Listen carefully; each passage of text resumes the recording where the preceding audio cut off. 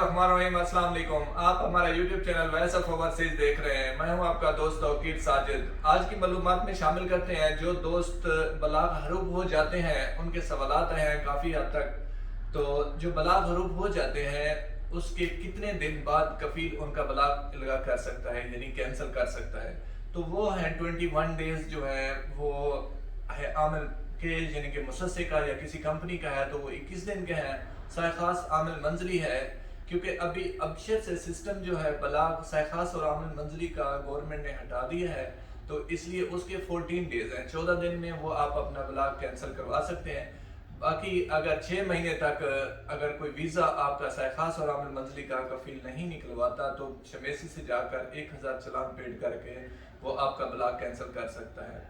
और मुसस्से वाले जो हजरात हैं वो 21 दिन के लिए कफील उनको बलाग कर सकता है और वो अपने ही सिस्टम से 21 दिन में बलाग कैंसिल कर सकता है। उसके बाद मकतब अमल से 6 महीने में रजू कर सकते हैं। अगर 6 महीने के अंदर अंदर आप मकतब अमल में जाके दोबारा बलाग कैंसिल करवाना चाहें तो करवा सकते हैं। उसकी फीस 2000 रियाल है।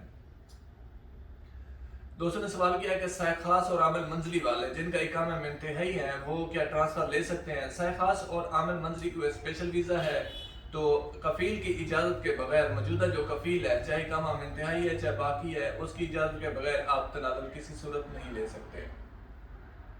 इनका बलाग कैंसिल करवाना, अगर कहीं मंदूब से आप कैंसिल करवाना चाहते हैं, किसी मुसस्से का हो या साखास आमिल मंजली का हो, तो उस कफील का जो मौजूदा कफील है उसका खिताब इल्गा बलाग का खिताब मिल जाए तो वो कोई भी मकतब या मंदूब ये कैंसिल करवा सकते हैं। दोस्त ने सवाल किया है कि शमेसी से जिनका खरूज लगे हुए हैं, शमेसी से मुख्तलिफ किस्म के खरूज होते हैं, यानी आप किसी कानून की खिलाफ वर्जी करते हुए पकड़े गए हैं और आपको शमेसी के थ्रू भेजा गया है तो उसकी पाबंदी जो है 5 साल है। पाबंदी आपके चलान नंबर पर होती है, जो आपको चलान नंबर दिया जाता है वो अगर आप हमें भेज सकते हैं और आप हमसे पूछ सकते हैं या व्हाट्सअप मुझे करें, जो भी आपका है पासपोर्ट या इकामे का नंबर है या आपका खरूज का जो उन्होंने चलान नंबर दिया है, तो उसके मुताबिक हम आपको बता सकते हैं कि ये बंदा आ सकता है या नहीं आ सकता। इसमें स्पेशली वो लोग जो हरूब होकर शमेसी की थ्रू जाते हैं, तो बलाग हरूब जिसको कफील ने हरब किया हुआ है तो वो कभी भी नहीं आ सकते, वो फॉरएवर ब्लैक लिस्ट होते हैं।